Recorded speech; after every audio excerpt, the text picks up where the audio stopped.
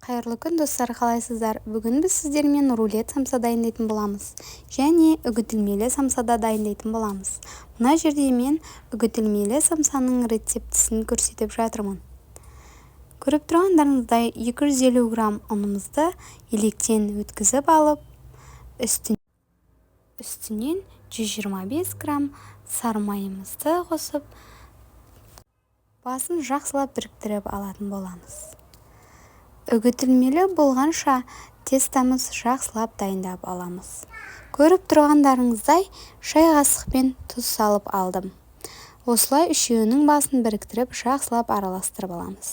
Мына салып жатқаным қопсытқыш, яғни разрыхитель тест. Содан соң барып 50 грамм қаймағымызды салып жақсылап араластырып алатын боламыз. Басын жақсылап біріктіріп, қамыр болғанша дайындап аламыз. Бір дана жұмыртқа қосылуы керек болатын, бірақ мен қосқан жоқпын. Соның өзінде аузыңа салсаң еріп кететіндей болып шығады екен.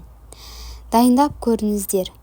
20 минутқа немесе 30 минутқа салмасын дайындап алғанша қамырымызды тоңазытқышқа салып қоятын боламыз. Мына жерде мен жасап жатқан қамыр алдын ала дайындалып үйде қалып кеткен қамырдан мен рулет самса жасай салдым. Жай ғана тұзға суды араластырып, оған ұн салып дайындап кеткен қамырымдан осылай рулет самса дайындап алдым.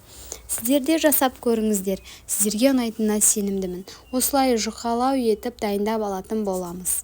Жұқа болып дайындалған қамырымыздың ортасына сары майымызды жақсылап жағып алатын боламыз.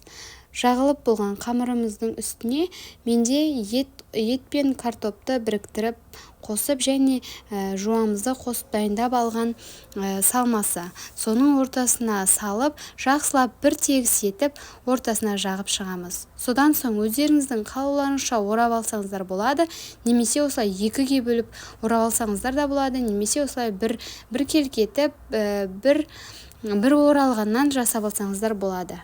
Рулет самсамыз қазір дайын болады. 35-40 минутқа 180 градуста қызып тұрған пешке салып алатын боламыз. Дәмі өте керемет болып шығады. Осылай жұмыртқаның сарысы мен ағын жақсылап араластырып бетіне жағып алатын боламыз. Содан соң қалауларыңызға қарай күнжіт сепсеңіздер болады. Менде күнжіттің қара түрі, біреулер ақ түрін, яғни седаноны сеуіп те жасап көреді. Дәмі өте қатты ұнады. Сіздерге жасап жеп көрулеріңізге кеңес беремін.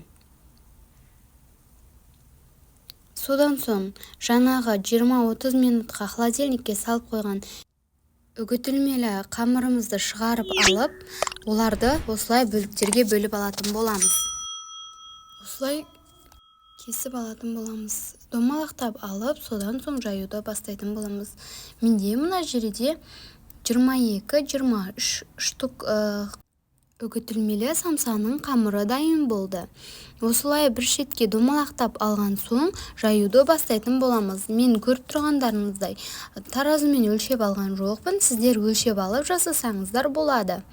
Содан соң өздеріңізге ыңғайлы етіп түйіп алсаңыздар болады. Маған осылай шетін біріктіріп түйіп алған ұнады. Сол үшін мен осылай түйіп алдым. Егер сіздерге бұл қиын болса, жай ғана 3 бұрыш етіп түйіп алсаңыздар болады. Бұған мен тек қана картоп пен пиязды араластырып, салмасын жасап алдым. Етсіз жасадым. Маған ет ұнамайтын болғандықтан осылай жасап алдым. Менің арнама тіркеліп, лайк басып, қолдап кетіңіздер.